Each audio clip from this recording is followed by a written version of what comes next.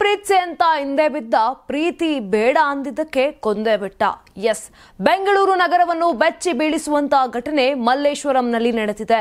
College ವಿದ್ಯಾರ್ಥಿನಿಯೊಬ್ಬಳನ್ನು ಕತ್ತು ಕೊಯ್ದು ಬರ್ಬರವಾಗಿ ಹತ್ಯೆ ಮಾಡಿದ ಘಟನೆ ಮಲ್ಲೇಶ್ವರಂ ಮಂತ್ರಿ ಮಾಲ್ ಹಿಂಭಾಗದ ರೈಲ್ವೆ ಟ್ರ್ಯಾಕ್ ಬಳಿ ನಡೆದಿದೆ. 20 ವರ್ಷದ ಯಾಮಿನಿ ಪ್ರಿಯಾ ಎಂಬ ಯುವತಿ ಹತ್ಯೆಗೆ ಬಲಿಯಾದರು.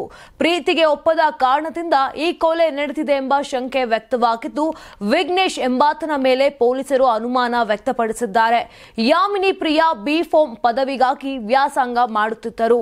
ಬೆಳಗ್ಗೆ ಪರೀಕ್ಷೆ ಇದೆ ಎಂದು ಕಾಲೇಜಿಗೆ ತೆರಳಿದ್ದ ಪ್ರಿಯಾ ಮಧ್ಯಾಹ್ನ ಮನೆಗೆ ವಾಪಸ್ಸಾಗುತ್ತಿದ್ದ ವೇಳೆ ಬೈಕ್ನಲ್ಲಿ ಬಂದ ದುಷ್ಕರ್ಮಿ ಅಥವಾ ಪಾಗಲ್ ಪ್ರೇಮಿ ಹಿಂಬದಿಯಿಂದ ಹತ್ತಿರ ಬಂದು ಮೊದಲು ಕಣ್ಣಿಗೆ ಕಾರದ ಪುಡಿ ಎರಚಿದ್ದಾನೆ.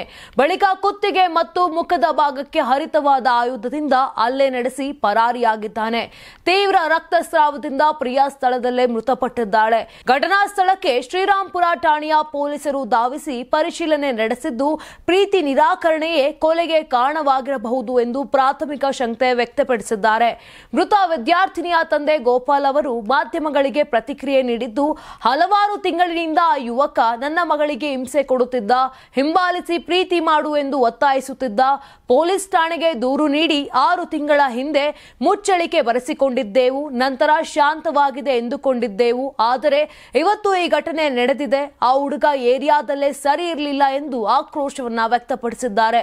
ಇನ್ನು ಪ್ರಕರಣದ ಕುರಿತು ಪೊಲೀಸರು ತೀವ್ರ ತನಿಖೆ ಆರಂಭಿಸಿದ್ದು, ಶಂಕಿತನ ಬಂಧನಕ್ಕಾಗಿ ಬಲೆ ಬೀಸಿದ್ದಾರೆ. ನಮ್ಮ ಕರ್ನಾಟಕ ರಾಜ್ಯದಲ್ಲಿ ಕಳೆದ ವರ್ಷದ ನೀಟ್ ಮತ್ತು ಐಐಟಿ ಜೆಇಇ ಪರೀಕ್ಷೆಯಲ್ಲಿ ಸಾವಿರಾರು ಉಚಿತ ಮೆಡಿಕಲ್ ಹಾಗೂ ಐಐಟಿ ಸೀಟ್ಗಳನ್ನು ನೀಡಿರುವ ನಮ್ಮ ಹೆಮ್ಮೆಯ ಎಕ್ಸೆಲ್ ಅಕಾಡೆಮಿಕ್ಸ್ ವಿದ್ಯಾಸಂಸ್ಥೆಯಾಗಿದೆ.